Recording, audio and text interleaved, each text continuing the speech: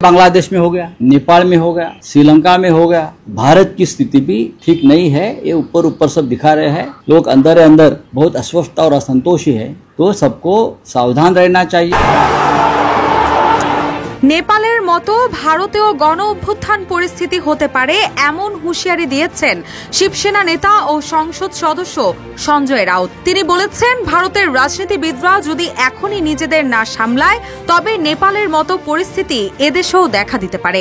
নরেন্দ্র মোদীকে কঠোর হুঁশিয়ারি শিবসেনা নেতার।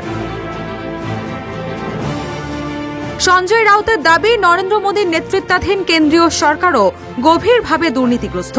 স্বৈরশাসন, দুর্নীতি আর স্বজনপ্রীতির যে আগুন নেপালে জ্বলছে সেটি ভারতে ছড়িয়ে পড়তে পারে বলে মন্তব্য করেন তিনি। তবে তার মতে ভারত এখনো সেই পরিস্থিতিতে যায়নি কেবল মহাত্মা গান্ধীর অহিংস নীতির কারণে। দ্য ইকোনমিক টাইমসের এক প্রতিবেদনে এমন তথ্য প্রকাশ করা হয়। এখন যে কোনো ব্র্যান্ডের পুরাতন এসি বদলে নতুন ওয়ালটন এসিতে উপভোগ করুন 25% ছাড়।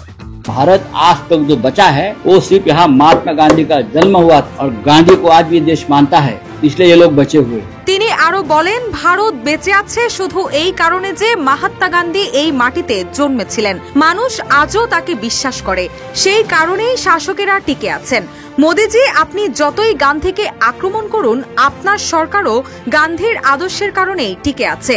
नेपाल भारत को हमारा बड़ा भाई मानता था, भूटान भारत को बड़ा भाई मानता था, लेकिन जब नेपाल और भूटान पर संकट आया तो ये बड़ा भाई उनके साथ खड़ा नहीं रहा। ये हमारे विदेश नीति का फेल्यूर है।